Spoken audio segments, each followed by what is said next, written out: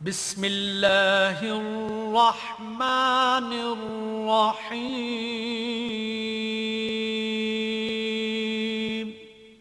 شروع اللہ کے نام سے جو بڑا مہربان نہایت رحم والا ہے۔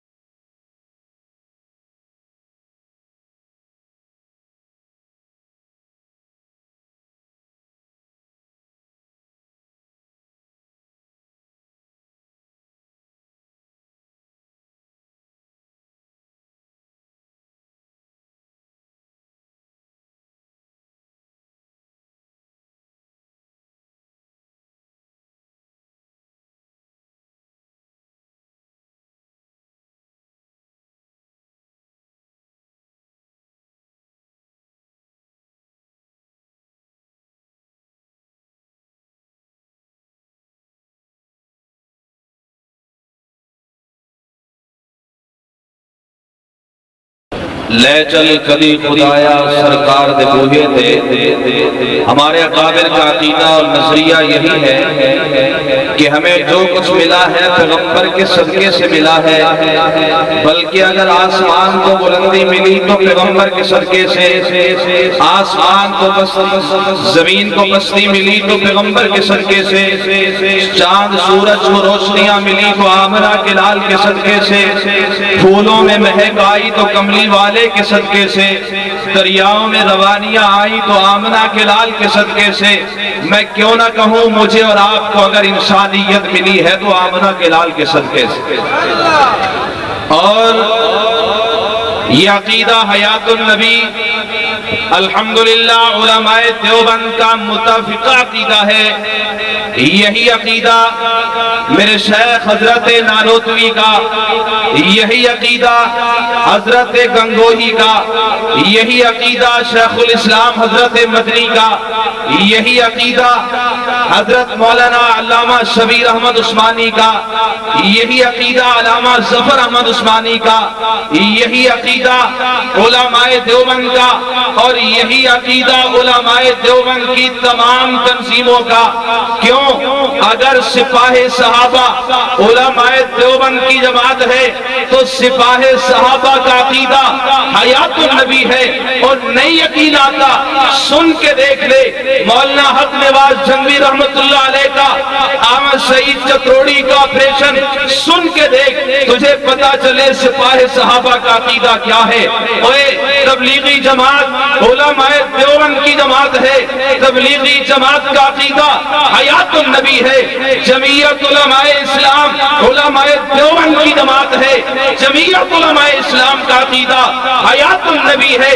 تنظیم اہل سنت علماء دیوبند کی جماعت ہے، تنظیم اہل سنت کا عقیدہ حیات النبی ہے۔ خدام اہل سنت علماء دیوبند کی جماعت ہے، خدام اہل سنت کا عقیدہ حیات النبی ہے۔ جس کا عقیدہ حیات النبی نہیں وہ اپنے آپ کو دیوبندی کہلوائے، دیوبندی کہلوانے سے وہ دیوبندی بن سکتا نہیں ہے۔ عقیدہ حیات النبی عقائد علماء دیوبند خلافت راشدہ۔ جس طرح آج کل آپ سن رہے ہیں یہ موزی ایک نیا نکلا ڈینگی کی صورت میں، یہ بھی ایک نیا ڈینگی ہے۔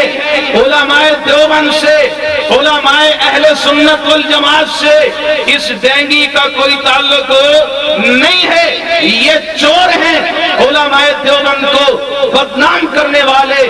تو میرے محترم بزرگوں، وقت نہیں آپ کے سامنے میں کوئی زیادہ گفتگو کروں۔ آپ کے سامنے وہ شخصیت موجود ہے جس کا نام سن کر بھی ان کے موشن لود ہوتے ہیں، توحید بھی ختم ہو جاتی ہے۔ ادھر تو اعلان کرتے ہیں ڈرنا اللہ سے چاہیے، کچھ اللہ سے ہوتا ہے۔ اور اگر تمہارا یہ عقیدہ ہوتا، اگر یہ نظریہ ہوتا تو مولانا الیاس گمن کے راستے میں تم رکاوٹیں نہ بنتے۔ اور کیوں گئے ہو درخواستیں لے کر، کیوں گئے ہو رکاوٹیں لے کر کہ مولانا الیاس گمن آ رہا ہے؟ کہاں گئی تمہاری توحید؟ کہاں گئی تمہاری موحدیت؟ اور یہ شعر جب تم نے نام سنا کہ الیاس گمن آ رہا ہے تمہارے موشن لوز کیوں ہو گئے؟ کیوں تمہاری شلواریں خراب ہونے لگ گئی کہ مولانا الیاس گمن آئیں گے تو کیا ہو جائے گا؟ اللہ کے فضل سے مباحث ایسے ہوتے ہیں جو اعلان کر کے آ رہا ہے کہ حالات کے قدموں میں قلندر نہیں گرتا، حالات کے قدموں میں قلندر نہیں گرتا، اور ٹوٹے جو ستارہ تو زمین پر نہیں گرتا، بڑے شوق سے گرتے ہیں سمندر میں دریا، پر کبھی دریا میں سمندر نہیں گرتا۔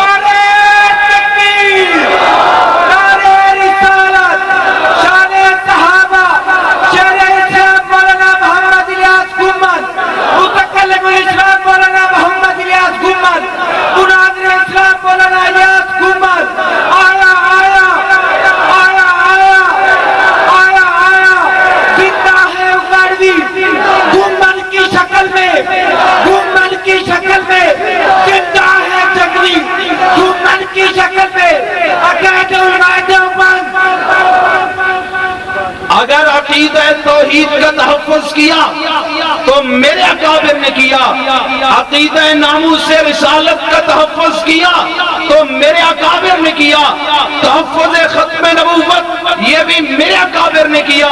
آج اگر عقیدہ حیات النبی کا تحفظ کر رہے ہیں تو میرے اکابر کر رہے ہیں، اس لیے کہ ہمارا تو عقیدہ اور ایمان ہے جو کچھ ہمیں ملا اور پیغمبر کی جوتیوں کے صدقے سے ملا۔ میں کہا کرتا ہوں آقا پھولوں کی نظر تیرے پسینے کی طرف ہے، پھولوں کی نظر تیرے پسینے کی طرف ہے، قرآن کا سینہ تیرے سینے کی طرف ہے۔ میں کعبے میں گیا جب میں تب یہ راز کھلا کہ کعبے کا اشارہ بھی مدینے کی طرف ہے۔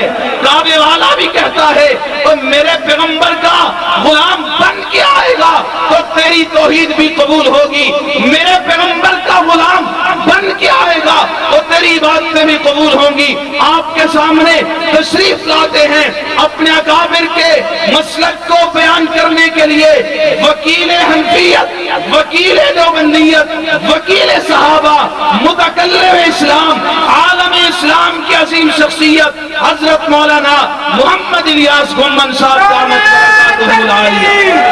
شان رسالت، شان صحابہ، شیر اسلام مولانا محمد الیاس گمن، متکلم اسلام مولانا الیاس گمن۔ اعوذ باللہ من الشیطان الرجیم، بسم اللہ الرحمن الرحیم۔ میں گزارش کروں گا ملک نصر اللہ اتراز صاحب سے کہ وہ اسٹیج پر آئیں اور آپ کو خراج عقیدت پیش کریں۔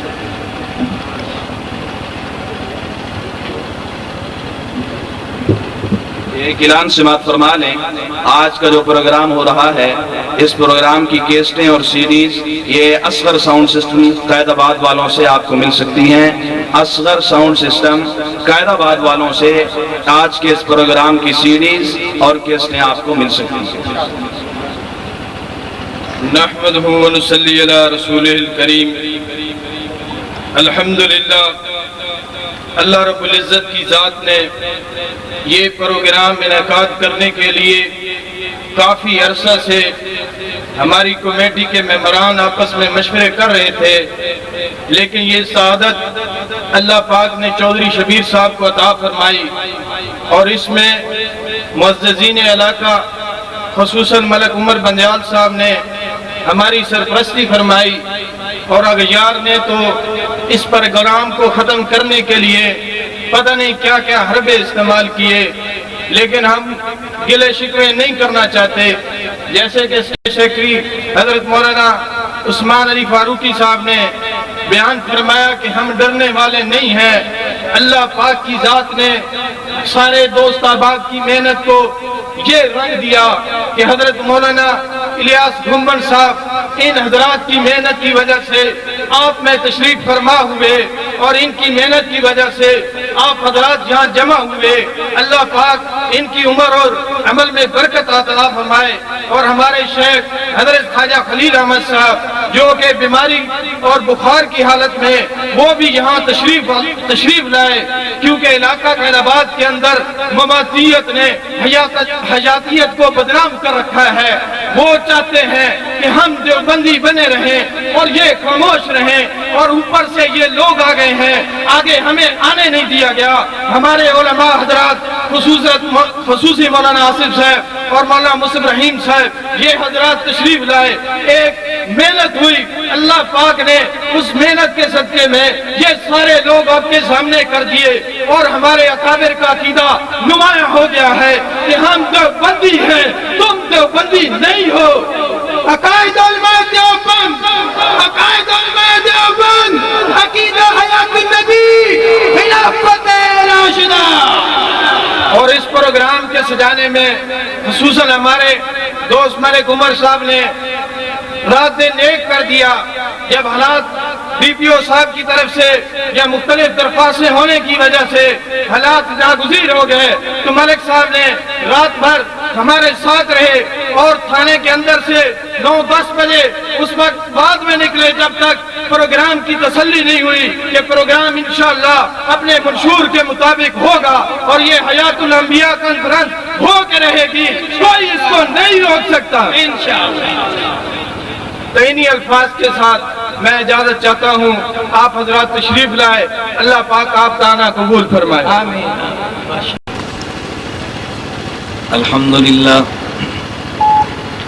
الحمد لله نحمده ونستعينه ونستغفره ونؤمن به ونتوكل عليه ونعوذ بالله من شرور أنفسنا ومن سيئات أعمالنا من يهده الله فلا مضل له ومن يضلل فلا هادي له ونشهد أن لا إله إلا الله وحده لا شريك له ونشهد أن سيدنا ومولانا محمدا عبده ورسوله أما بعد فأعوذ بالله من الشيطان الرجيم بسم الله الرحمن الرحيم وما أرسلنا من رسول إلا ليطاع بإذن الله ولو أنهم إذ ظلموا أنفسهم جاءوك فاستغفروا الله واستغفر لهم الرسول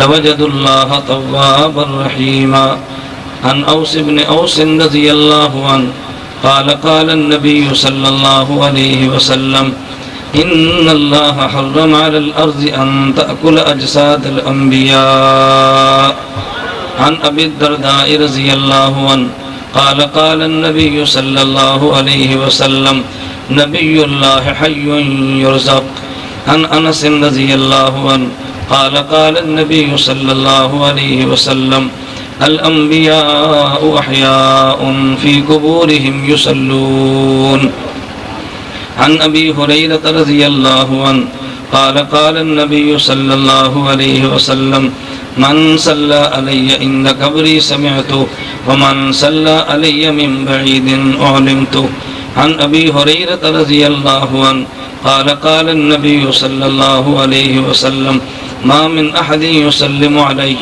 إلا رد الله علي روحي حتى أرد عليه السلام عن أبي هريرة رضي الله عنه قال قال النبي صلى الله عليه وسلم ليهبطن عيسى ابن مريم حكما عدلا وإماما مقسطا وليسلكن فجا حاجا أو معتمر أو بنيتهما وليأتين قبري حتى يسلم علي ولأردن عليه السلام عن بكر بن عبد الله المزني رضي الله عنه قال قال النبي صلى الله عليه وسلم حياتي خير لكم وموتي خير لكم تورز علي أعمالكم فما كان من حسن حمدت الله عليه وما كان من سيء استغفرت الله لكم اللهم صل على محمد وعلى آل محمد كما صليت على إبراهيم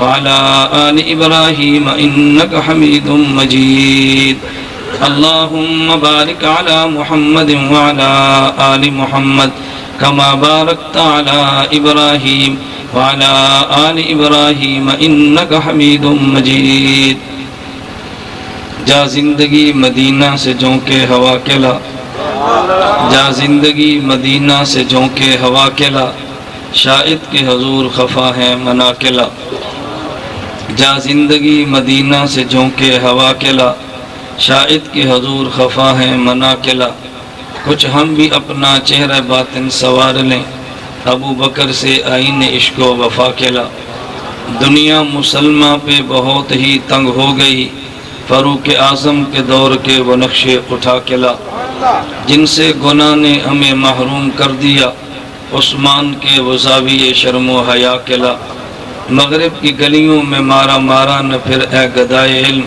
دروازے علم سے خیرات جا کلا، نام محمد سے دلوں کو سرور ملتا ہے، نام محمد سے دلوں کو سرور ملتا ہے، نگاہ فکر کو تازہ شعور ملتا ہے، نصیب کیسا بھی ہو واسطہ احمد کا دے کے، نصیب کیسا بھی ہو وسیلہ محمد کا دے کے، خدا سے جو بھی مانگے ضرور ملتا ہے۔ معزز علماء کرام، میرے نہایت واجب الاحترام بزرگوں، مسلک اہل سنت والجماعت سے تعلق رکھنے والے غیور نوجوان دوستوں اور بھائیوں، ہمارا آج کا یہ قائد آباد میں ہونے والا عظیم الشان اجتماع حیات انبیاء علیہم السلام کے عنوان پر منعقد ہوا ہے۔ اللہ رب العزت مجھے مسلک اہل سنت والجماعت احناف دیوبند کو دلائل کے ساتھ بیان کرنے کی توفیق عطا فرمائے، بات سمجھ آئے تو حق جل مجدہ ہم سب کو قبول کرنے کی توفیق عطا فرمائے۔ میں گفتگو کے آغاز میں ایک بات کہوں گا، آپ میں سے بہت سارے احباب نے میرے بارے میں سنا ہے، لیکن بہت سارے احباب نے مجھے نہیں سنا۔ جب کوئی شخص کسی کے بارے میں سنتا ہے تو ذہن اور ہوتا ہے، اور جب کسی کو سنتا ہے تو ذہن اور ہوتا ہے۔ میرے آپ نے جملے کو نوٹ رکھنا ہے، میں آج کی گفتگو آپ کے قائد آباد میں خطیبانہ طرز پر نہیں کروں گا، میں وکیلانہ طرز پر کروں گا انشاءاللہ۔ میں آپ کے مسلک کا خطیب نہیں، آپ کے مسلک کا وکیل ہوں، اور میں اللہ کی ذات پر بھروسہ کر کے کہتا ہوں، آپ کو مجھ جیسا نہ ڈر اور آپ کو ہم جیسا بے باک اور کم قیمت تو کیا بلا قیمت مسلک بیان کرنے والا شاید کوئی آپ کو وکیل نہ ملے۔ ہم کم قیمت کیا بلا قیمت مسلک کو بیان کرتے ہیں تو اس کا پروپیگنڈا یہ ہوتا ہے کہ ایجنسیوں کے ہیں۔ کیوں؟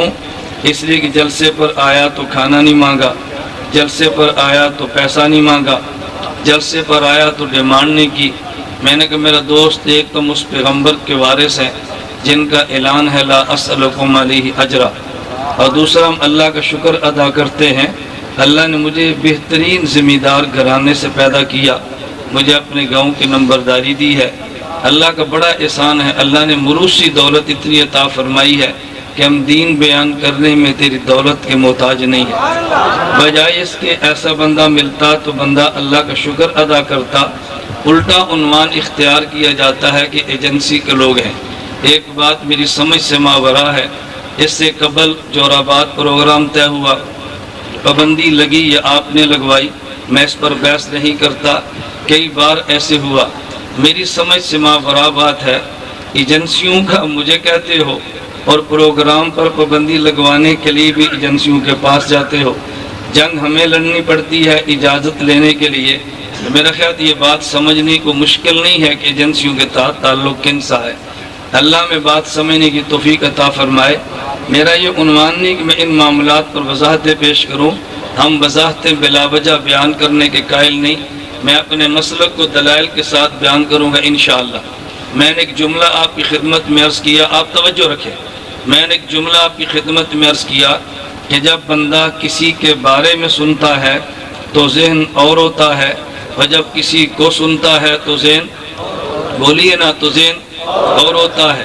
جب کسی کے بارے میں سنے تو ذہن اور ہوتا ہے، اور جب کسی کو سنے تو ذہن، توجہ رکھیں آپ، کسی کے بارے میں سنے تو ذہن اور ہوتا ہے، اور جب کسی کو سنے تو ذہن، بولو نا، ذہن اور ہوتا ہے۔ اس پر میں دو مثالیں دیتا ہوں تاکہ آپ کے بات سمجھ آئے۔ خاتم الانبیاء محمد عربی صلی اللہ علیہ وسلم، جن کی ذات گرامی کا آج تذکرہ حیات الانبیاء کے عنوان پر ہوگا، یہ پیغمبر مکہ مکرمہ میں تھے، ایک بوڑھی عورت کو دیکھا، سر پہ گٹھڑی اٹھائی مکہ سے جا رہی ہے۔ اللہ کے پیغمبر نے پوچھا ماں کہاں جانے کا ارادہ ہے؟ اس ماں نے اس جگہ کا تذکرہ کیا۔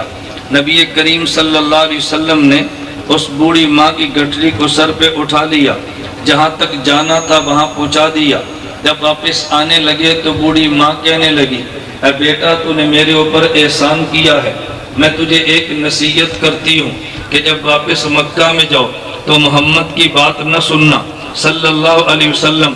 اللہ کے نبی نے جو بوڑھی ماں سے بات کی ہے میں اس کا ترجمہ اور مفہوم اپنی زبان میں سمجھانے کے لیے یوں کہتا ہوں کہ میرے پیغمبر نے پوچھا اے ماں جس محمد کے پاس جانے سے مجھے منع کرتی ہے کیا تو نے اس محمد کو سنا ہے یا تو نے محمد کے بارے میں سنا ہے؟ وہ بوڑھی ماں نے کہا اے بیٹا میں نے محمد کو تو نہیں سنا، میں نے محمد کے بارے میں سنا ہے۔ اللہ کے نبی نے فرمایا ماں جس محمد کے بارے میں سنا ہے ذرا اس محمد کو بھی سن لو۔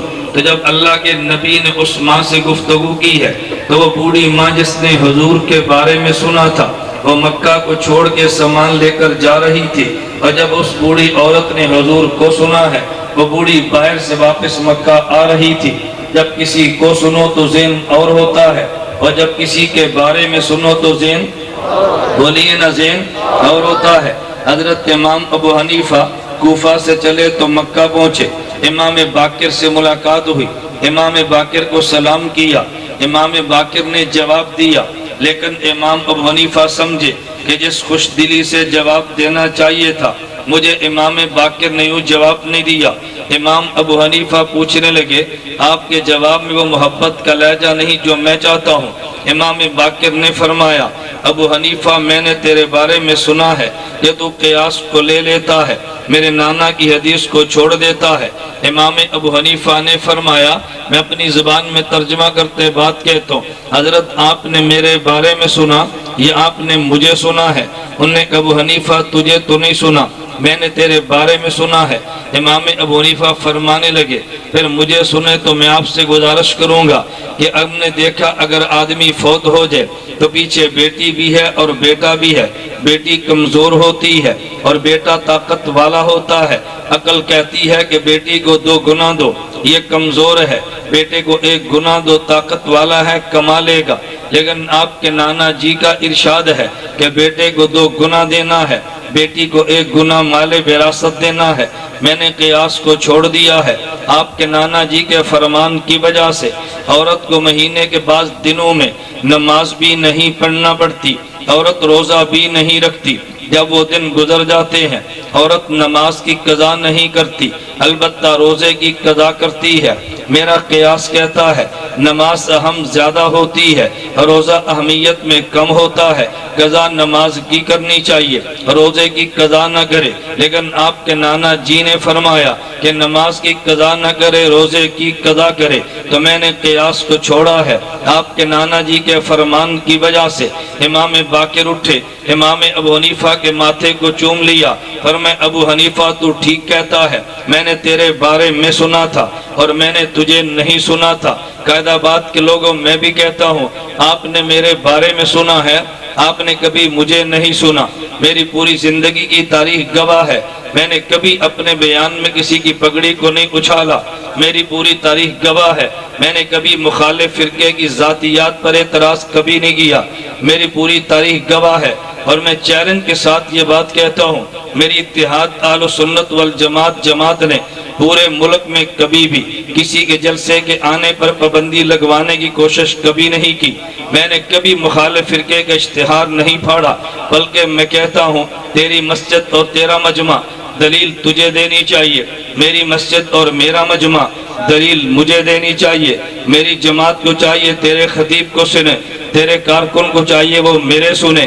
اگر تیرا کارکن میرے دلائل پسند کرے تو میرے پاس آئے، اگر میرا کارکن تیرے دلائل پسند کرے تو تیرا پاس آئے۔ میں نے آج تک کبھی پابندی کی بات بھی نہیں کی، آج تک کبھی اشتہار بھی نہیں پھاڑا، اور آج تک میں نے کبھی کس ذات پر اعتراض نہیں کیا۔ آپ اس کے خلاف ایک مجھے چٹ لکھ دیں، میری شکست تو تیری جیت ہوگی۔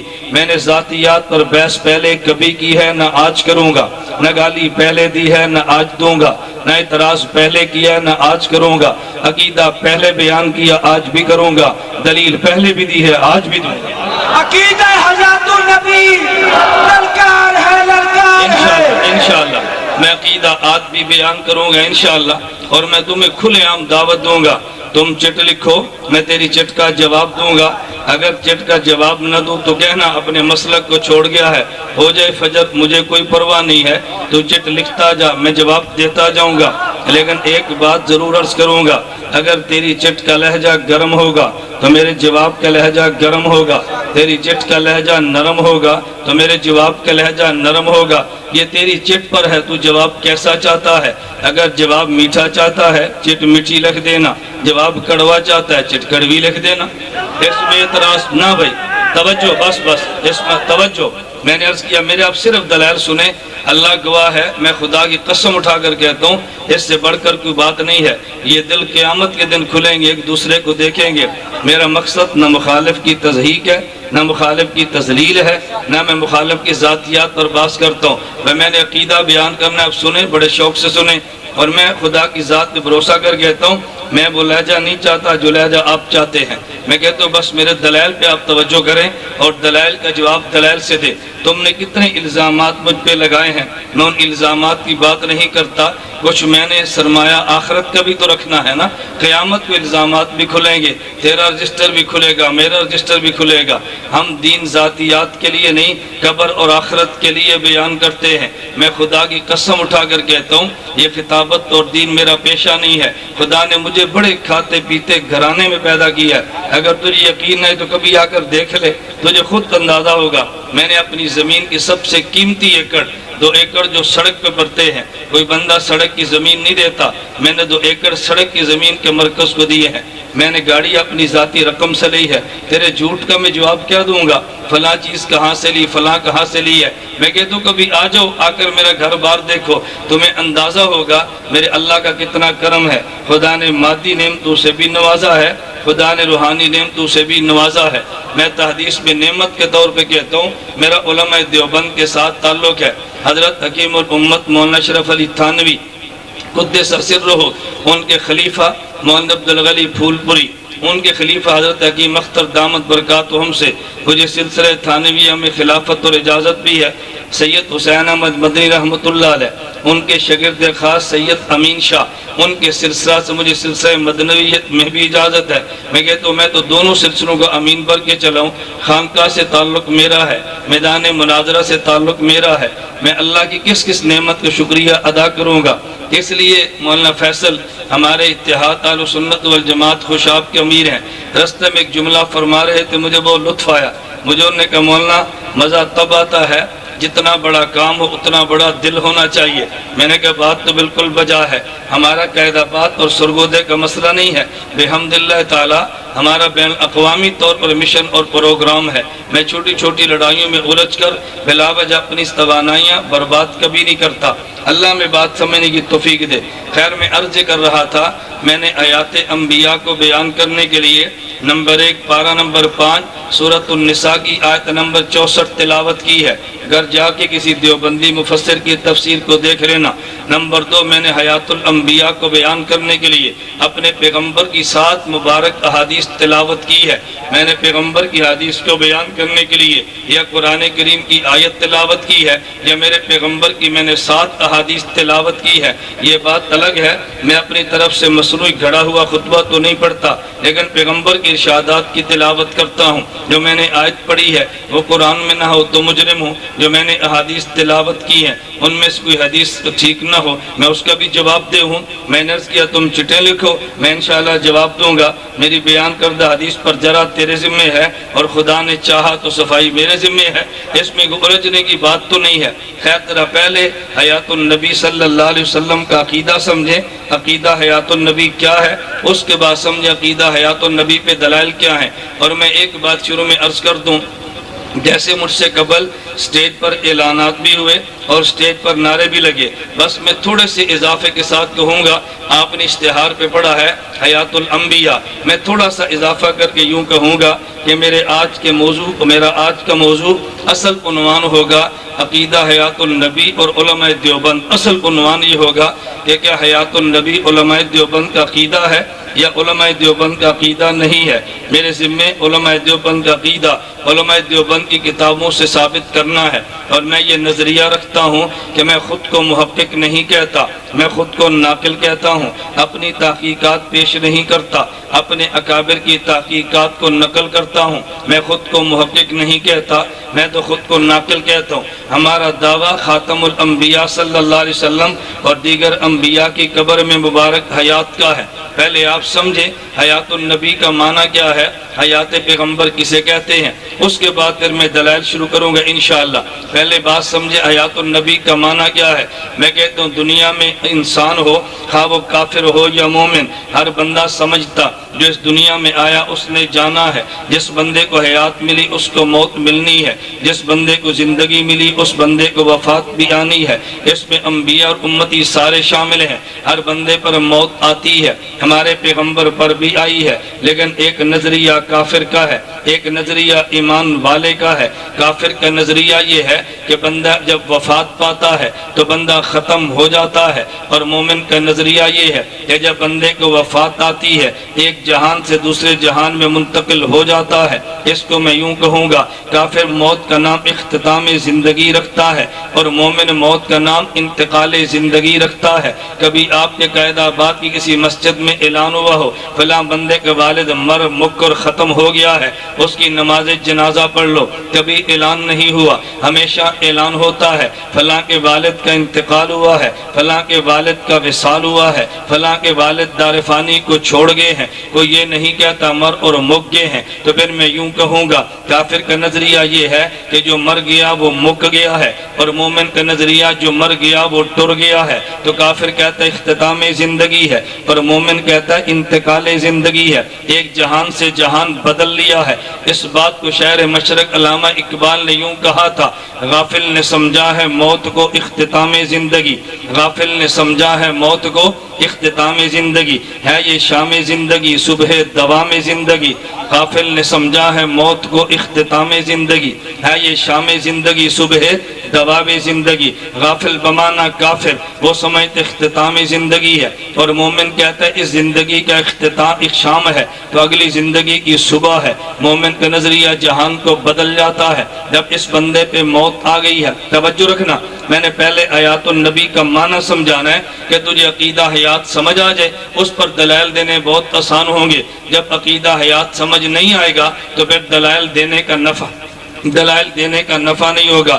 بندے کو موت آتی ہے، ہم نے مانا کہ موت آ گئی، یہ موت امتی کو بھی آتی ہے، موت نبی کو بھی آتی ہے، لیکن آپ نے جملہ سنا ہوگا الموت، جملہ آپ نے سنا ہوگا الموت اخت النوم، کہ موت نیند کی بہن ہوتی ہے۔ ہم یوں کہیں گے کہ نیند امتی کو بھی آتی ہے، نیند نبی کو بھی آتی ہے، بالکل اسی طرح موت امتی کو بھی آتی ہے اور موت نبی کو بھی آتی ہے۔ اگر نبی اور امتی کی نیند میں فرق ہے تو نبی اور امتی کی موت میں بھی فرق ہے۔ امتی کی نیند یوں آتی ہے کہ جب امتی سو گیا ہے اس کی آنکھ بھی سوتی ہے، امتی کا دل بھی سوتا ہے، اور جب نبی پر نیند آ جائے تو نبی کی آنکھ سوتی ہے اور نبی کا دل جاگتا ہے۔ تو پھر ہم یوں کہیں گے جب امتی پر موت آئی ہے امتی کی آنکھ پر بھی ہے اور امتی کے دل پر بھی ہے، اور جب نبی کی موت آئی ہے تو نبی کی آنکھ پر تو موت آ گئی ہے اور نبی کا دل زندگی میں رہتا ہے۔ یہ مولانا محمد قاسم ننوتوی کی بات میں آب حیات کے حوالے سے کہہ رہا ہوں۔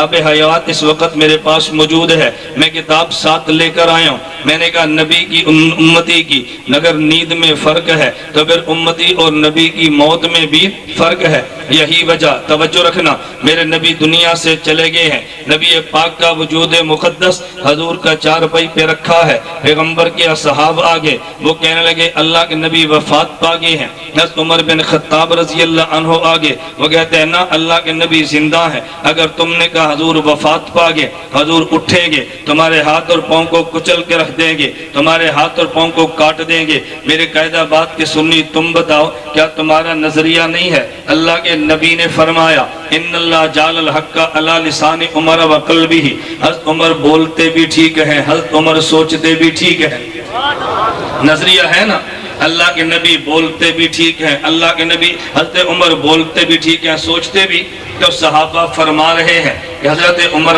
حضرت صحابہ فرما رہے ہیں اللہ کے نبی وفات پا گئے، حضرت عمر بن خطاب فرماتے ہیں اللہ کے نبی زندہ ہیں۔ اب آپ کے ذہن میں بات آئے گی کہ یہ اتنی موٹی سی بات میں بھی کوئی اختلاف ہے، یہ موٹی سی بات میں صحابہ میں کیسے اختلاف ہوا؟ یہ تو عام بندہ بھی سمجھتا ہے، حضرت عمر نے اختلاف کیوں کیا؟ توجہ رکھنا، میں اس کو سمجھانے کے لیے ایک مثال دوں گا۔ اللہ کے نبی آرام فرما رہے تھے، حضور سو گئے، حدیث مبارک میں ہے یہ دو فرشتے آئے، ایک فرشتے نے آ کر یوں کہا اللہ کے نبی سو رہے ہیں، اور دوسرے فرشتے نے کہا اللہ کے نبی جاگ رہے ہیں، حالانکہ حضور تو سو رہے تھے۔ نبی پاک صبح خواب سے بیدار ہوئے، اللہ کے نبی نے فرمایا رات کو دو فرشتے آگے، ایک نے کہا حضور سو رہے ہیں اور دوسرے نے کہا حضور جاگ رہے ہیں، توجہ رکھنا، ایک نے کہا حضور سو رہے ہیں اور دوسرے نے کہا حضور جاگ رہے ہیں۔ حضرت اللہ کے نبی دنیا سے چلے گئے، چارپائی پہ تشریف فرما ہے، صحابہ کہتے ہیں حضور دنیا سے وفات پا گئے، حضرت عمر بن خطاب فرماتے ہیں حضور زندہ ہیں، اور تو ایک فرشتہ کہنے لگا حضور سو رہے ہیں، ایک کہتا جی جاگ رہے ہیں۔ اختلاف کیا تھا؟ حضور خواب سے بیدار ہوئے، فرمایا میرے صحابہ میں رات سو رہا تھا، ایک فرشتے نے مجھے دیکھ کر کہا حضور سو گئے ہیں، اور دوسرے نے مجھے دیکھ کر کہا حضور جاگ رہے ہیں، فرمایا دونوں ٹھیک کہتے ہیں، جس نے کہا حضور سوتے ہیں وہ بھی ٹھیک کہتا ہے، اور جس نے کہا حضور جاگتے ہیں وہ بھی ٹھیک کہتا ہے، حضور دونوں ٹھیک کہتے ہیں۔ فرمایا ہاں ہاں، جس کی نگاہ نبی کی آنکھ پر ہے اس نے کہا حضور سو گئے ہیں، اور جس کی نگاہ نبی کے دل پر ہے وہ کہتے ہیں حضور جاگتے ہیں۔ مولانا کاڑوی فرماتے صحابہ کی نگاہ نبی کی آنکھ پر ہے، کہا نبی وفات پا گئے ہیں، عمر کی نگاہ حضور کے دل پر ہے، کہا حضور زندہ ہے، کہا حضور زندہ ہے۔ دو فرشتے تھے نا، ایک فرشتے نے کہا حضور سو رہے ہیں اور دوسرے نے کہا حضور جاگ رہے ہیں، جس کی نگاہ نبی کی آنکھ پر ہے آنکھ کو دیکھا تو کہا سو گئے ہیں، اور جس کی نگاہ نبی کے دل پر ہے نبی کے دل کو دیکھا تو کہا جاگتے ہیں۔ عام صحابہ نے پیغمبر کی آنکھ کو دیکھا، کہا جی وفات پا گئے ہیں۔ حضرت عمر بن خطاب نے پیغمبر کے دل کو دیکھا تو کہا جی نبی زندہ ہے۔ صدیق اکبر آگے، میں یہ بات دعوے کے ساتھ دفاع صحابہ کے عنوان پہ کہتا ہوں، 1,24,000 اصحاب پیغمبر میں سے صدیق اکبر سے زیادہ مزاج نبوت کو جاننے والا کوئی نہیں تھا، تو پھر میں یوں کہوں گا اصحاب پیغمبر کی نگاہ نبی کی آنکھ پر ہے، عمر بن خطاب کی نگاہ رضی اللہ عنہ پیغمبر کے دل پر ہے، صدیق اکبر ہے ان کی نگاہ نبی کی آنکھ پر بھی ہے، ان کی نگاہ پیغمبر کے دل پر بھی ہے۔ صدیق اکبر نے سمجھا دیا، انہوں نے کہا نا عمر بات کو سمجھو، جیسے کوئی بندہ سو جاتا ہے، توجہ، جیسے نبی سو جائے اگرچہ دل جاگتا ہے لیکن کہتے تو یہی ہے کہ نبی سو گئے ہیں۔ عمر اگر نبی کا دل زندہ ہو تو کہنا یہی ہے نبی وفات پا گئے ہیں، جیسے نبی سو رہا ہوتا ہے تو دل جاگ رہا ہوتا ہے، نبی وفات پا جاتا ہے تو دل زندہ ہوتا ہے، دل جاگتا ہو تب بھی سونے والا کہتے ہیں، یہاں دل زندہ ہو تب بھی وفات والا کہتے ہیں۔ میں کہتا ہوں ہاں، امتی کی موت اور ہے اور نبی کی موت اور ہے، دونوں کی موت میں فرق ہے۔ میرے دوست میں سے بڑھ کے کہتا ہوں موت میں فرق کیسے نہیں ہوگا؟ ہاتھ امتی کا بھی ہے، ہاتھ پیغمبر کا بھی ہے، لیکن دونوں کے ہاتھوں میں کتنا فرق ہے۔ امتی ہاتھ مارے تو چوٹ لگ جاتی ہے، میرے پیغمبر نے ہاتھ عمر کے سینے پہ مارا، حضرت عمر فرماتے ہیں مجھے یوں لگتا ہے جیسے آسمان تک ہر چیزیں مجھ سامنے روشن ہو گئی ہیں۔ حضرت پیغمبر کے ہاتھ میں امتی کے ہاتھ میں کتنا فرق ہے۔ میں کہتا ہوں دیکھتا امتی بھی ہے، دیکھتا نبی بھی ہے، لیکن دونوں کے دیکھنے میں فرق ہے۔ اٹھا بخاری میں روایت موجود ہے، میرے پیغمبر نماز پڑھا رہے تھے، پیچھے صحابہ نماز پڑھ رہے تھے، میرے پیغمبر نے سلام کے بعد فرمایا کہ دیکھو تم نماز کے درمیان فلاں حرکت کر رہے تھے، حضور کیسے پتا چلا؟ فرمایا امتی کی آنکھ نہیں ہے، یہ تو نبی کی آنکھ ہے۔ انی ارا خلفی कमा अरा बैना यदैया, नबी जैसे आगे देखता है ऐसे पैगंबर पीछे देखता है। आंख उम्मती भी है, आंख नबी की है, लेकिन दोनों की आंख में फर्क है। फिर मैं यूं कहूंगा मेरा दोस्त रोजे उम्मती भी रखता है, रोजे नबी भी रखता है, दोनों के रोजों में कितना फर्क है। सही बुखारी में रिवायत मौजूद है, मेरे पैगंबर 100 विसाल मुसलसल रोजे रख रहे थे। 5 सहाबा का इरादा बना हम भी 100 विसाल मुसलसल रखे। फरमाया तुम यूं न करना, हुजूर खुद रखते हैं, हमें क्यों मना करते हैं? मेरे पैगंबर का जवाब सुनना। फरमाया अय्युकुम मिसली युतइमुनी रब्बी व यस्कीनी, तुम में मुझ जैसा कौन है? तुम रोजे रखो तो प्यास लगती है, मोहम्मद रोजे रखे तो पानी मिलता है, तुम रोजे रखो तो भूख लगती है, हुजूर रोजे रखे तो खुदा साथ खिला भी देता है। नबी के रोजे तेरे रोजे में फर्क है। अरे मैं इससे बढ़ के कहूंगा, खाता तू भी है, खाते पैगंबर भी है, थकता तू भी है, थकावट पैगंबर को भी आती है, लेकिन तेरी थकावट पे पसीना निकले तो बदबू आती है, पैगंबर की थकावट पे पसीना निकले तो खुशबू आती है। खा तो उम्मती ने भी लिया है, खा उम्मती ने भी लिया, खा पैगंबर ने भी लिया है, पिया उम्मती ने भी है, पिया पैगंबर ने भी है। उम्मती बोलो बरास करे तो बीमारियां फैल जाती है, पैगंबर बोलो बरास फरमाए वहां शिफाएं फैल जाती है। इमाम सयूती ने अल खसाइसुल कुबरा में उन्वान कायम किया है, बाबू इस्तिशफा पे बोले ही कि पैगंबर के बोले मुबारक से शिफा मिलती है। और फिर इमाम सयूती इस पे उम्मे ऐमन की हदीस लाए हैं। उम्मे ऐमन पैगंबर की बांधी है, नबी के घर में आराम फरमा रही है। हजूर रात को उठे हैं, घर में एक बर्तन पड़ा था, हजूर ने उसमें पेशाब मुबारक फरमाया है। उम्मे ऐमन कहती है मैं रात की तारीकी में उठी, वाना तशानतुन, मुझे प्यास लगी है, फशरबतु बिमाफी है, उस बर्तन में जो पेशाब मुबारक मौजूद था मैंने पी लिया। जब सुबह उठी है मैंने अल्लाह के नबी को बता दिया मैंने रात को आपका मुबारक पेशाब पिया है। फज़ाहिका अल्लाह के पैगंबर मुस्कुरा पड़े और पैगंबर फरमाने लगे इन्नका लन तश्तकिया फतनों के बाद यौम की हाजा अबदा, अब तेरे पेट को कभी बीमारी नहीं लग सकती। अरे उम्मती का बौल हो बीमारी फैलती है, पैगंबर का पेशाब हो तो शिफाएं फैलती है, अगर उम्मती पखाना कर दे वहाँ बदबू फैल जाती है। मेरे पैगंबर बाजार फरमा दे वहाँ खुशबुएं फैल जाती है। मेरे पैगंबर की अम्मी आयशा रज़ियल्लाहु अन्हा की मौला वहाँ वो खुद इरशाद लैला फरमा रही है, कहते मैंने पैगंबर से अर्ज किया इन्नका तदखुलुल खला, हजूर आप बैतुल खला में गए हैं। फलम्मा खरजतु दखलतु असरक, जब आप बैतुल खला से निकले हैं मैं बैतुल खला में गई हूँ। हजूर मैंने अजीब मंजर देखा है, इन्नी ला अरा शैया इल्ला अन्नी अजदु राहतल मिस्क, वहाँ सिर्फ मुश्क की खुशबू आ रही है और कुछ भी नहीं था। मेरे पैगंबर फरमाते हैं अना माशरुल अंबिया, लैला मुझे नबी कहते हैं, पैगंबर के वजूद से मुबारक बराज निकलता है, उसमें खुशबू फैल जाती है। तो फिर मैं यूं क्यों ना कहूँ मेरे पैगंबर का बदन भी तुझसे जुदा है, मेरे पैगंबर का खाना भी तुझसे जुदा है, मेरे पैगंबर की हाथ की ताकत भी तुझसे जुदा है, मेरे पैगंबर का पसीना भी जुदा है, मेरे पैगंबर का बोलो बराज भी जुदा है, मेरे पैगंबर की नींद भी जुदा है, मेरे पैगंबर की वफात भी जुदा है। मेरे पैगंबर की वफात भी जुदा है। तो तुम्हें किसने कहा हम पैगंबर की मौत नहीं मानते? हम पे क्यों इल्जाम लगा के झूठ बोलता है? कोई बंदा ये कहे कि देवबंद वाले पैगंबर की नींद नहीं मानते, इल्जाम है। हमने कहा नींद माना है लेकिन यूं नहीं जैसे उम्मती की होती है। यूं न कह पैगंबर की मौत नहीं ही मानते, मौत तो मानते हैं मगर यूं नहीं जैसे उम्मती की होती है। अरे उम्मती की मौत अलग होती है, नबी की वफात अलग होती है। मेरा दोस्त मैं तुझे कैसे समझाऊं, मेरी बात को समझना। कासिम उलूम वल खैरात मौलाना मोहम्मद कासिम ननोतवी, अल्लाह की कब्र पे करोड़ रहमतें नाज़िल फरमाए। मौलाना कासिम ननोतवी बात समझाने के लिए बड़ी अजीब और प्यारी मिसाल देते हैं। मौलाना कासिम ननोतवी फरमाते हैं एक बदन उम्मत का है, एक बदन हमारे नबी का है। अरे उम्मती का बदन भी मिट्टी से बनता है, नबी का बदन भी मिट्टी से बनता है, लेकिन उम्मती का बदन जिस मिट्टी से बने उसे जमीन वाली कहते हैं, और जिस मिट्टी से नबी का बदन मिले उसे जन्नत वाली कहते हैं, और जिस मिट्टी से खातमुल अंबिया का बदन बने उसे जन्नतुल फिरदौस वाली मिट्टी कहते हैं। जो मिट्टी और जन्नत में फर्क है वो नबी और उम्मती में फर्क है, जो जन्नत जन्नतुल फिरदौस में फर्क है वो नबी और खातमुल अंबिया में फर्क है। मेरी बात समझ आई? ये मैं मौलाना कासिम ननोतवी की बात करता हूँ, मैंने अपनी तो कोई बात नहीं की, मैं बता ये रहा था। तवज्जो, हजरत मौलाना ननोतवी बड़ी अजीब बात फरमाते हैं, फरमाए भी नबी की मिट्टी जैसे खुदा नबी को पैदा फरमाते हैं वो पैगंबर की मुबारक मिट्टी जन्नत वाली है। कौन सी मिट्टी बोलिए ना, कौन सी मिट्टी?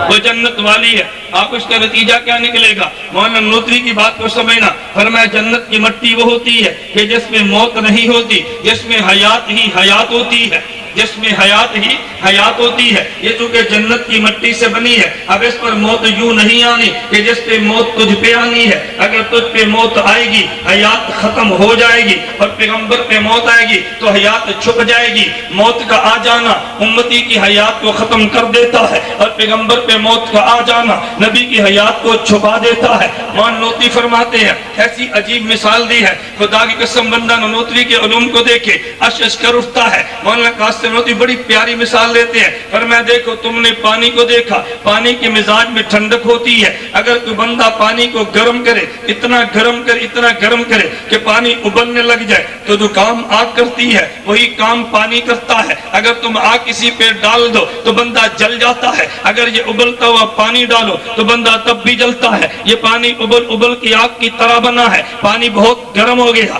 آگ کی طرح حرارت آ گئی ہے، لیکن پانی کے بدن میں جو برودت ٹھنڈک کا مزاج ہے وہ اب بھی باقی ہے۔ اگر تم ابلتے ہوئے پانی کو آگ پر ڈالو گے تو پھر بھی بجھا کے رکھ دے گا۔ فرمایا وجہ کیا ہے کہ پانی کی نس نس میں خدا نے برودت رکھی ہے۔ پیغمبر کے وجود کو خدا جنت کی مٹی سے بناتے ہیں، پیغمبر کے پورے خمیر میں خدا حیات کو یوں رکھ دیتے ہیں، اگر اس پہ موت آ بھی آتی ہے حیات مکمل ختم نہیں ہوتی، حیات کے اثار رہتے ہیں۔ یہی وجہ ہے پیغمبر کے وجود کو مٹی نہیں کھاتی، اندر حیات کے اثار موجود ہیں۔ یہی وجہ ہے پیغمبر کی وراثت تقسیم نہیں ہوتی، ابھی اثار حیات موجود ہیں۔ یہی وجہ پیغمبر کی زوجہ سے نکاح امتی کا حرام ہے، اندر اثار حیات موجود ہیں۔ تو تیری مٹی زمین والی ہے، پیغمبر کی مٹی جنت الفردوس والی ہے۔ عقیدہ حیات النبی، عقیدہ حیات النبی، عقائد علماء دیوبند۔ پیغمبر کی مٹی توجہ، پیغمبر کی مٹی جنت الفردوس والی ہے،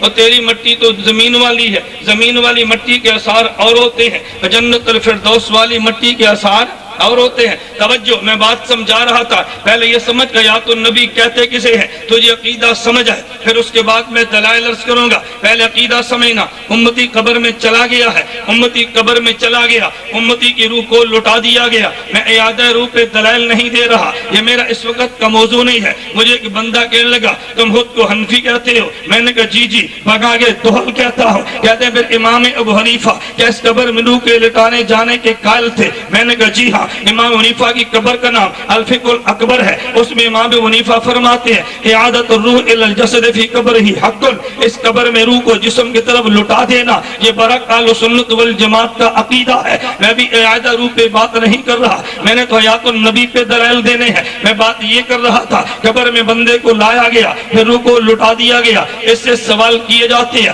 من ربک، بتا تیرا رب کون ہے، من نبیک، بتا تیرا نبی کون ہے، ماں دینوں کا، بتا تیرا دین کیا ہے۔ اس سے سوال تین کی ہیں، نمبر 1 تیرا رب کون ہے، نمبر 2 تیرا نبی کون ہے، نمبر 3 تیرا دین کیا ہے۔ توجہ، اگر یہ سوال صرف روح سے ہوتا، ماں دینوں کا اگر سوال کبھی نہ ہوتا، آپ کہیں گے جی کیوں؟ میں نے کہا دین کہتے کسے ہیں؟ اگر تجھے دین کا معنی آئے گا تو تو یقین کر لے گا یہ روح اور بدن دونوں سے سوال ہوتا ہے۔ آپ کو کہ جی مولانا کیسی آپ نے بحث شروع کر دی؟ میں نے کہا ہاں، مشکات شریف کتاب الایمان کی پہلی روایت ہے، میں پوری روایت نہیں پڑھتا، میں دلیل کی بات کرتا ہوں۔ جبریل امین نے پوچھا یا رسول اللہ اخبرنی عن الاسلام، بتاؤ اسلام کیا ہے؟ اللہ کے نبی نے فرمایا ان تشهد اللہ الہ الا اللہ وان محمد رسول اللہ وان تقیم الصلاۃ وتؤتی الزکاۃ وتصوم رمضان وتحج البیت ان استطعت الیہ سبیلا۔ ارے اسلام کسے کہتے ہیں؟ زبان سے کلمہ پڑھ لینا، نماز ادا کر لینا، روزہ رکھ لینا، حج بیت اللہ ادا کرنا، زکوٰۃ ادا کرنا، ان 5 چیزوں کا نام اسلام ہے۔ قاعدہ بات والے مجھے تم بتاؤ، جو زبان کلمہ پڑھتی ہے یہ بدن والی یا روح والی؟ بولو، یہ بدن والی زبان کلمہ پڑھتی ہے نا؟ اچھا نماز یہ جسم پڑھتا ہے یا روح پڑھتی ہے؟ بولیے نا، روزہ روح یا جسم، حج روح یا جسم، زکوٰۃ روح یا؟ تو اسلام کسے کہتے ہیں؟ یہ جسم والے اعمال یا روح والے اعمال کو۔ توجہ، میری دلیل پہ غور کرنا، عالم ارواح میں بدن نہیں تھا، عالم روح ارواح میں روح تھی۔ خدا نے 3 سوال نہیں کیے، ایک کیا الستو بربکم قالوا بلا، الستو بربکم قالوا، جب بدن نہیں تھا سوال 1 تھا، جب بدن کے ساتھ روح ملی ہے سوال 3 کیے ہیں۔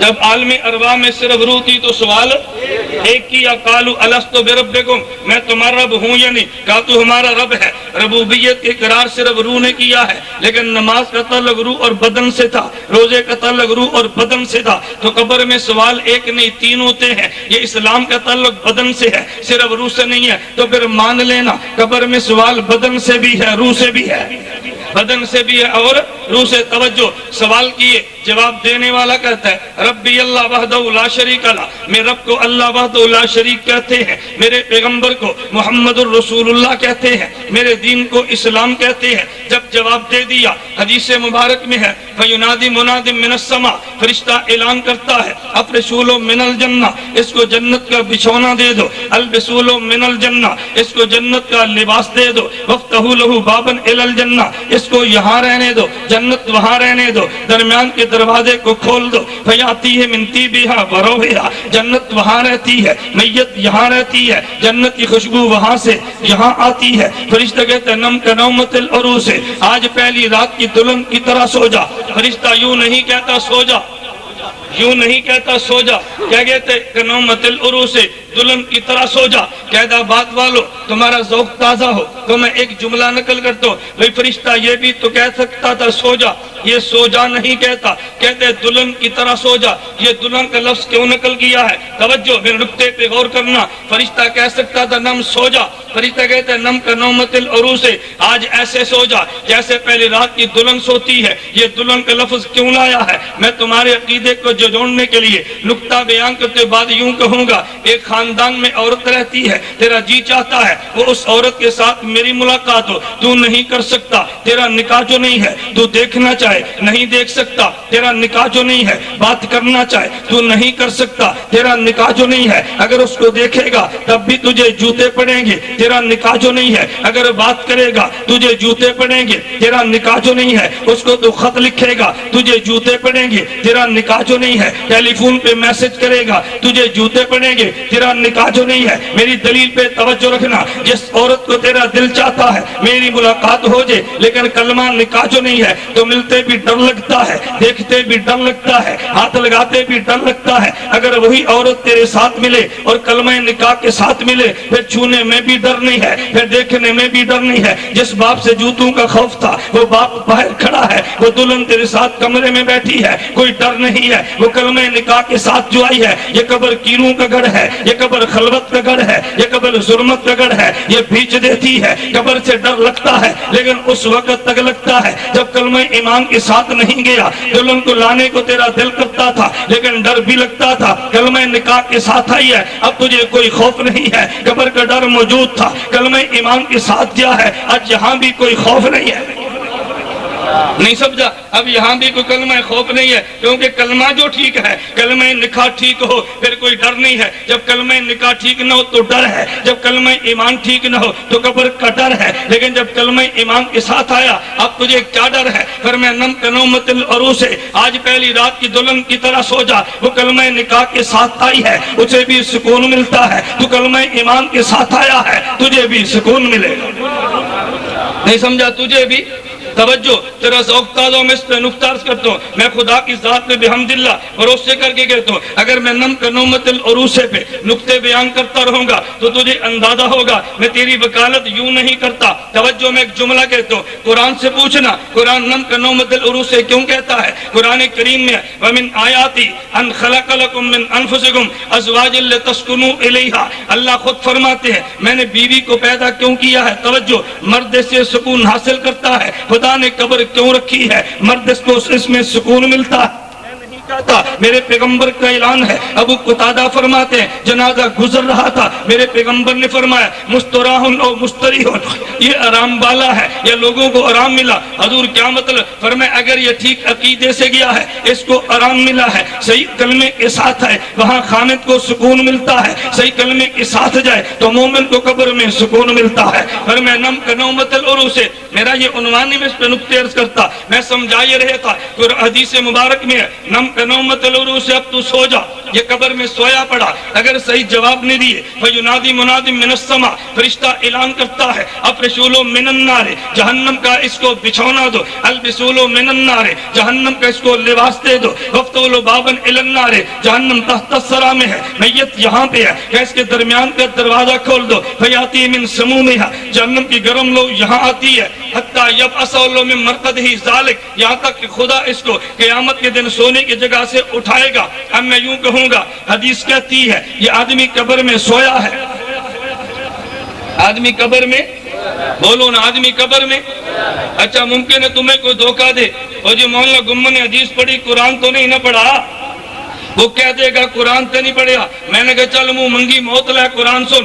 क़यामत के दिन काफिर कहेगा या वैलना मम बासना मिम्मर गोदना मिम्मर, कह देना अल्लाह में सोने की जगह से किसने उठा लिया, सोने को रुकूत कहते हैं। तो कुरान कहते हैं क़यामत को काफिर भी कहेगा मैं तो सो रहा था, मुझे किसने उठाया। मुझे बताओ तुम कब्र बनाते हो, कब्र पे तुम कतबा लिखते हो, मरकत क्या लिखते हैं, मरकत का माना सोने की जगह या मरने की जगह, वो तो मोया है, तूने मरकत क्यों लिखा है। तू कहे कुरान कहता है ये मोया सोने वाला है, ये कौन है, बोलो ये कौन है, ये कब्र में सोया हुआ, ये कब्र में। अच्छा एक बंदा कहने लगा चलो जी ये मान लिया जिन्हें सुता है, मैं जी मान लिया, के अंदर ही सोया मोया हिको जिया, मैं कहा ठीक है। फिर के अंदर ही सुता भी नहीं सुनता, मोया भी नहीं सुनता। मैंने कहा ये बात मैं तेरी नहीं मानता। कहते जी क्यों। मैंने कहा तुम रात को टाइम पीस लगाते हो 3 बजे, तहज्जुद के लिए उठूंगा, टाइम पीस बजता है तुम उठ जाते हो, उठ के सुना या सुन के उठे जी, उठ के सुना या सुन के उठे। तो मोया नहीं सुनता, ये सोया सुनता है या नहीं, बोलो ना। भाई हमने मान लिया सोया मोया इसको दिया, तेरे तो सोए सुन लिया।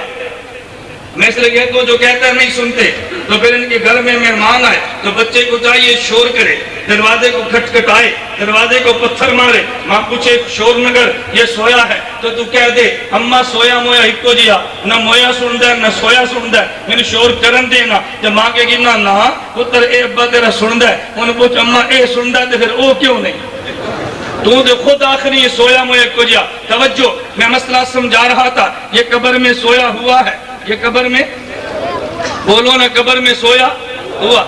आपको जी मौलाना सोया हुआ, मैंने कहा ये कब्र में सोया हुआ, लेकिन जहाँ तक पैगंबर की बात है, पैगंबर का मामला यूं नहीं है। तवज्जो, हज़रत शेखुल हदीस मौलाना ज़करिया रहमतुल्लाह अलैह अल-कल्बुल मुतवारी शरह बुखारी में फरमाते हैं मज़हब अहले सुन्नत वल जमाअत अन्न लिल मय्यत फिल कब्र मौतुम व हयातन, अहले सुन्नत वल जमाअत का अकीदा है ये कब्र में गया तो रूह के इयादा से इसको हयात मिली है। जब इसके सवाल जवाब मुकम्मल हो गए तो रूह इल्लियीन सिज्जीन में चली गई। अब इसकी यहाँ पर सोने की हालत शुरू हो गई है। इस सोने की हालत को मौत कहते हैं, इस सोने की हालत को मौत कहते हैं। तुम कहोगे मौली साहब तूने अजीब बात शुरू कर दी है, वो जी नींद को मौत कहते हैं। मैंने कहा अजीब बात मैंने शुरू नहीं की, ये तेरे इल्म में है, लेकिन तू मानता नहीं है। तुम कहोगे जी क्यों नहीं मानता। मैंने कहा तू तबलीगी जमात में चला जा, अल्लाह तुझे जाने की तौफीक अता फरमा। तू तबलीगी जमात में जाएगा, वो तुझे दुआ याद कराएंगे। जब रात को सोने लगे तो दुआ मांगना, अल्लाहुम्मा बिस्मिका, बोलो अल्लाहुम्मा बिस्मिका। अमूतो क्यों मरन लगे हो भाई, अमूतो क्यों मरन लगे हो। कौन अल्लाहुम्मा बिस्मिका अनामो, कहते हैं नहीं अल्लाहुम्मा बिस्मिका अमूतो। फिर मान लेना सोने को नींद कहते हैं, मान लेना सोने को नींद। जब सुबह उठे दुआ मांगी अल्हम्दुलिल्लाहिल्लज़ी अहयाना बादमा अमातना।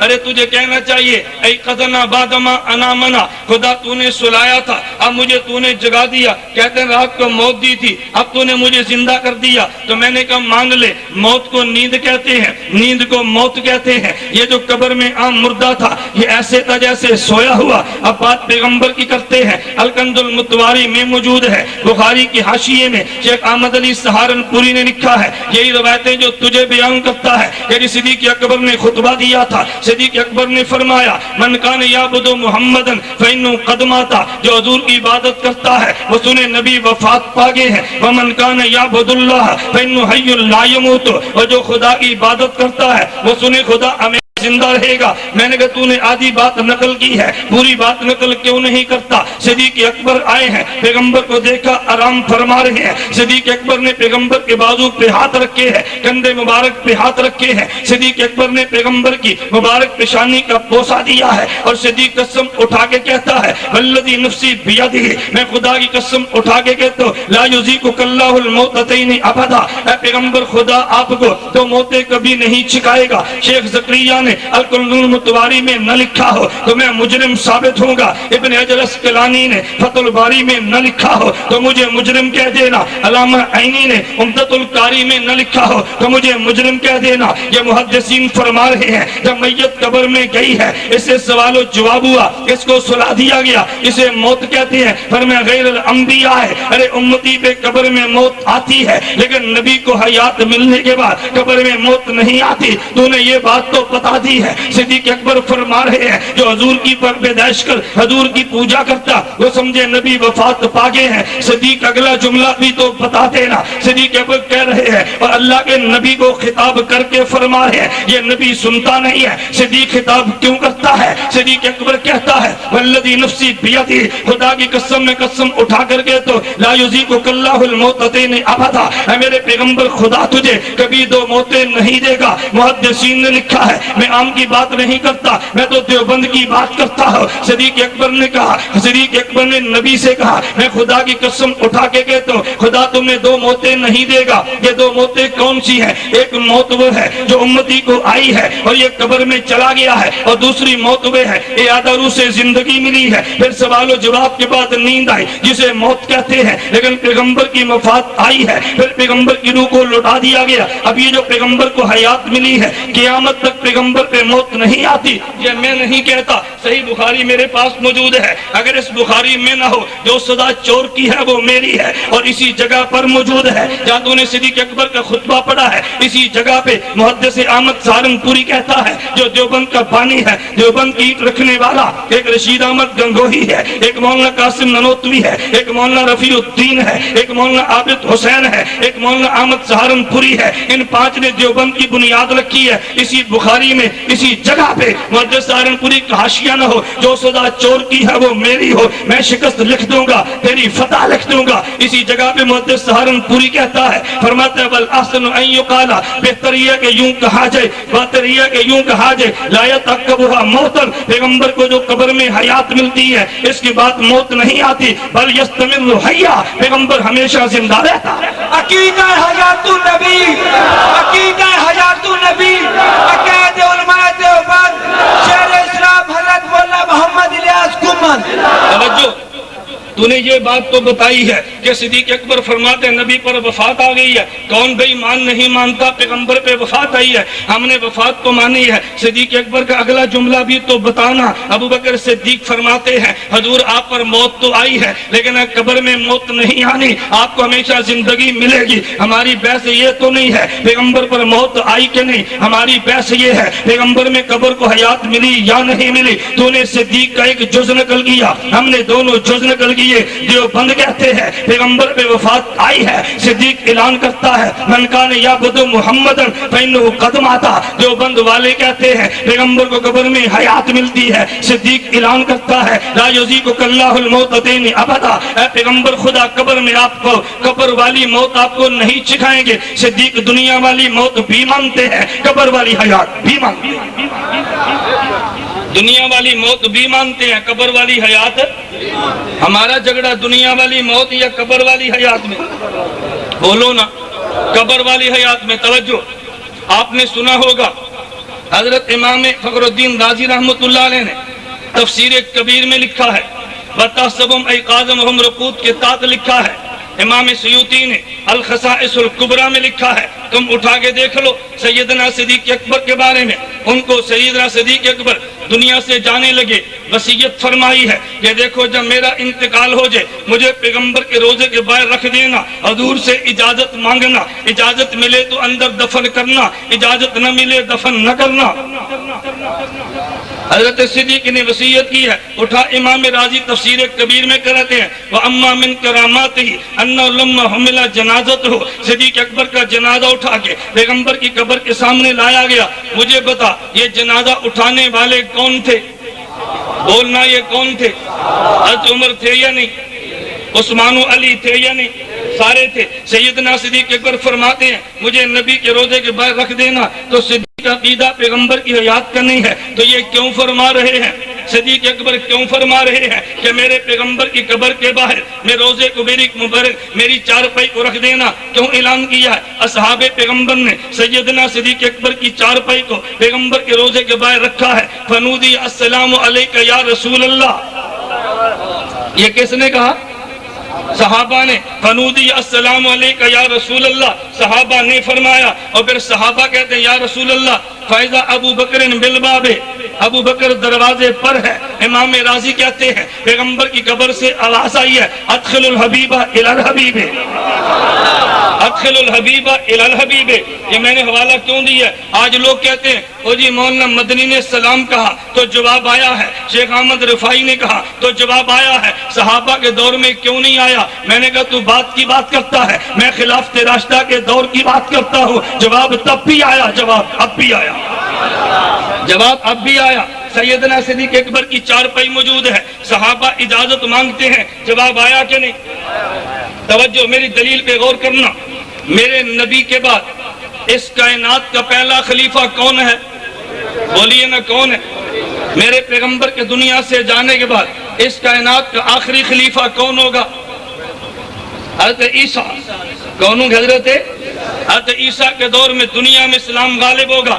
تو سیدنا صدیق اکبر کے دور میں صدیق وصیت کر کے جا رہے ہیں. حضرت عمر کی خلافت کا دور ابھی شروع نہیں ہوا. کیوں؟ سیدنا صدیق اکبر کے بعد حضرت عمر بن خطاب رضی اللہ عنہ ان کی خلافت کا مسئلہ ہے. میرے پیغمبر کے جانشین ابو بکر صدیق کے ہیں، پیچھے جانشین عمر بن خطاب ہیں. یہ پیغمبر کا پہلا خلیفہ دنیا سے گیا ہے تو اندر سے آواز آئی ہے پیغمبر کا آخری خلیفہ ہوگا، تب بھی آواز آئے گی. مسند ابی یعلا میں روایت موجود ہے، حضرت ابو ہریرہ فرماتے ہیں میرے پیغمبر نے اعلان فرمایا لیحبطن عیسی ابن مریم حکما عدلا اماما مقسطا. ایک وقت آئے گا عیسیٰ بن مریم آسمان سے تشریف لائیں گے اور امام عادل بن کے آئیں گے. اللہ کے نبی نے فرمایا. پھر سیدنا حضرت اللہ کے پیغمبر نے فرمایا عیسیٰ بن مریم میری قبر پر آئیں گے، ہر یہ عمرے کی نیت سے آئیں گے. وَلَيَأْتِيَنَّ قبری، میری قبر پر آئیں گے. حتیٰ یسلم علیہ وَعَلَىٰ أَرُدَّنَّ علیہ السلام.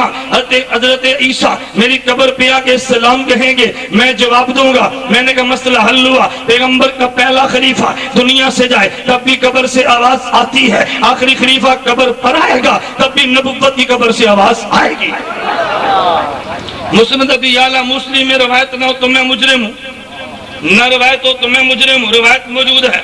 میں ایک جگہ توجہ ایک سٹیج پہ بیان کر رہا تھا، مجھ سے قبل ختم نبوت کے مبلغ بیان کر رہے تھے. انہوں نے کہا بھی لوگوں کی بات یاد رکھو، مرزائی کہتے ہیں کہ یہ غلام احمد قادیانی عیسیٰ ہے. انہوں نے کہا یہ جھوٹ بولتے ہیں. پھر وہ مبلغ ہمارے فرمانے لگے بھئی 4 نشانیاں یاد رکھو. اللہ کے نبی نے 4 نشانیاں بیان کی ہیں. نمبر 1 عیسیٰ علیہ السلام حاکم ہوں گے. نمبر 2 یہودیت ختم کریں گے. نمبر 3 عیسائیت کو ختم کریں گے. نمبر 4 مال بہت ہوگا، کوئی لینے والا نہیں ہوگا. اور یہ 4 نشانیاں مرزا غلام احمد قادیانی میں نہیں ہے. لہذا تم کہہ دو تو مرزا غلام احمد قادیانی عیسیٰ نہیں، تو جھوٹ بولتا ہے. وہ مبلغ سٹیج پر موجود تھے. میں نے کہا میں معذرت کے ساتھ کہوں گا اسی حدیث میں 5ویں نشانی ہے وہ بھی بیان کر دے، کیونکہ 4 نشانیاں تو یہ ہیں عیسیٰ بن مریم امام حاکم بن کر آئیں گے. دوسری نشانی یہ ہے یہودیت کو ختم کر دیں گے. وَلَيَقْتُلَنَّ الْخِنْزِيرَ. تیسری نشانی یہ ہے عیسائیت کو مٹا دیں گے. وَلَيَكْسُرَنَّ الصَّلِيبَ. اور چوتھی نشانی یہ ہے وَلَيُورِثَنَّ عَلَيَّ الْمَالُ فَلَا يَقْبَلَنَّهُ. مال بہت ہوگا، کوئی قبول کرنے والا نہیں ہوگا. میں نے اسی میں 5ویں نشانی میرے پیغمبر نے یہ بیان کی ثُمَّ الْإِنْقَامَ عَلَىٰ قَبْرِي فَقَالَ يَا مُحَمَّدْ لَأُجِيبَنَّهُ. فقام علی قبری فقال یا محمد لا اجیبنہ، عیسیٰ میری قبر پر آگے یا محمد کہیں گے تو میں پیغمبر جواب دوں گا۔ اس بے ایمان سے کہہ دو تو عیسیٰ نہیں ہے، کیونکہ وہ تو قبر پہ یا محمد کہیں گے انہیں جواب ملے گا، وہ تو یا محمد کہیں گے جواب ملے گا۔ نہ تو قادیانی قبر پہ گیا ہے، نہ تو نے یا محمد کہا ہے، نہ تجھے جواب ملا ہے۔ میں بات یہ بتا رہا تھا، میرے دوست میں تو مسئلہ بات دلائل کی چل پڑی، میں تو مسئلہ سمجھا رہا تھا کہ میرے نبی قبر مبارک میں زندہ ہیں، عام آدمی قبر میں یوں جیسے سویا ہوا ہے۔ میں تھوڑا سا نکتہ عرض کروں گا۔ حضرت حکیم الاسلام قاری محمد طیب رحمت اللہ علیہ خطبات حکیم الاسلام 7 نمبر جلد اٹھا کے دیکھ لے، میں حوالہ تجھے دوں گا، بغیر حوالے کے نہیں جاتا، اگر تجھے نہ ملے یہ میرے پاس خطبات حکیم الاسلام جلد نمبر 7 موجود ہے۔ قاری محمد طیب نبر اللہ مرقدہ نے بڑی عجیب بات فرمائی ہے، فرمایا حیات تو عام مومنین کو بھی ملتی ہے، حیات شہداء کو بھی ملتی ہے، حیات نبوت کو بھی ملتی ہے۔ کیسی پیاری بحث کی ہے، فرمایا فرق کیا ہے، توجہ، ابھی جو میں نے حدیث مبارک بیان کی ہے یہ عام اموات کے بارے میں تھی، اگر مومنین صالحین نے جواب ٹھیک دیا ہے یہ جنت میں نہیں گیا، جنت کی خوشبو آ گئی ہے، فرمایا لیکن جب شہید کو حیات ملتی ہے جو شہید کی روح جنت میں چلی جاتی ہے، جنت کے پھل وہاں جا کر کھاتی ہے، اور جب پیغمبر کو حیات ملتی ہے پیغمبر کی روح جنت میں کھانے کے لیے نہیں جاتی، پیغمبر اسی قبر میں حیات ملتی ہے۔ فرمایا تینوں کی حیات میں کیا فرق ہے کہ اگر نبی کو دیکھے گا رزق ان کے پاس قبر میں آتا ہے، شہید کو دیکھے گا اور وہ رزق کھانے کے لیے جنت میں جاتی ہے لیکن رزق کھا رہی ہے، اور عام صالحین کو دیکھے گا یہ رزق کھاتے نہیں، یہ رزق کو دیکھتے اور سونگتے ہیں، جس سے دماغ معطر ہوتا ہے تو صالحین کی حیات یہ ہے رزق نظر آتا ہے دماغ معطر ہوتا ہے، اور شہید کی حیات یہ ہے کہ وہ جنت میں جا کے رزق لے آتی ہے۔ پیغمبر کی حیات یہ ہے جہاں پیغمبر ہوتا ہے وہاں رزق پہنچ جاتا ہے، جہاں پیغمبر ہوتا ہے وہاں رزق پہنچ جاتا ہے۔ میں بتا یہ رہا تھا، پہلے یہ تو سمجھ پیغمبر کی حیات کا معنی کیا ہے، اب میں یہ کہوں گا کہ دیوبند کا عقیدہ ہے اللہ کے نبی قبر میں زندہ ہیں، اللہ کے نبی قبر میں زندہ، عام صالحین زندہ جیسے مرنے والا زندہ، پیغمبر زندہ قبر میں جیسے عام صالحین جیسے سونے والا زندہ، اور پیغمبر قبر میں ایسے زندہ جیسے جاگنے توجہ جیسے جاگنے والا زندہ۔ یہ پیغمبر تو قبر میں زندہ ہے، ان کو اس کا عالم میں رزق ملے گا جیسے اس عالم کی شان ہے، نہ دنیا والا وہ عالم ہے یا نہ دنیا کی طرح رزق ہے، وہ کیفیت ہماری سمجھ سے بالا ہے، رزق کی کیفیت بھی بالا ہے، پیغمبر کی حیات بھی بالا ہے۔ ہم حیات کو تو مانتے ہیں، حیات کی کیفیت میں بحث نہیں کرتے۔ اب میں ایک نکتہ عرض کرنے لگا، پیغمبر کی حیات ایسے ہے جیسے جاگنے والا زندہ۔ اب جاگنے والا زندہ کیسے ہوتا ہے یہ تحقیق میری نہیں ہے، قاری محمد طیب رحمت اللہ علیہ دارالعلوم دیوبند کا 40 سالہ موت میں بڑی عجیب بات فرماتے ہیں، فرماتے اگر کوئی بندہ بحث لیٹا ہو اسے کوئی زندہ نہیں کہتا، زندہ کہنے کے لیے 2 نشانی ہے، نمبر 1 نشانی وہ کھائے اور پیے یہ دلیل حیات ہوتی ہے، نمبر 2 اس کا بدن حرکت کرے یہ دلیل حیات ہوتی ہے۔ اگر بندہ بالکل بحث پڑا ہو یہ کھائے اور پیے بھی نہ اور اس کے جسم میں کوئی معمولی سی حرکت بھی نہ ہو اس کو زندہ کوئی نہیں کہتا۔ کہتے حیات کی 2 نشانی ہے، نمبر 1 حصہ حرکت ہوتی ہے اور دوسری نشانی وہ کھاتا اور پیتا ہے۔ پیغمبر نے بتا دیا کہ دیکھو نبی کی حیات ایسی ہے، نبی اللہ حی، یہ نبی زندہ ہے۔ حضور دلیل کیا، فرمایا یرزق، نبی کو رزق ملتا ہے، نبی کو رزق ملتا ہے، نبی کھا اور پی رہا ہے، یہ دلیل حیات ہے، نبی زندہ ہے۔ الانبیاء احیاء فی قبورہم، حضور دلیل کیا، فرمایا یصلون، نبی حرکت کر رہا ہے، جب نماز پڑھے گا حرکت تو ہوگی نا، ایک حرکت بازار جانے والی ہے، ایک حرکت بازار جانے والی ہے، ایک حرکت کمانے والی ہے، ایک بدن کی حرکت عبادات والی ہے، اور حرکت عباداتی یہ اولا ہوتی ہے حرکت کمانے والی سے۔ مولانا قاری محمد طیب فرماتے ہیں نبی کے زندہ ہونے پہ بظاہر کتنی واضح دلیلیں ہیں، نبی کو رزق بھی ملتا ہے، نبی حرکت بھی کرتے ہیں، حرکت نماز والی ہے اور رزق جنت والا ہے۔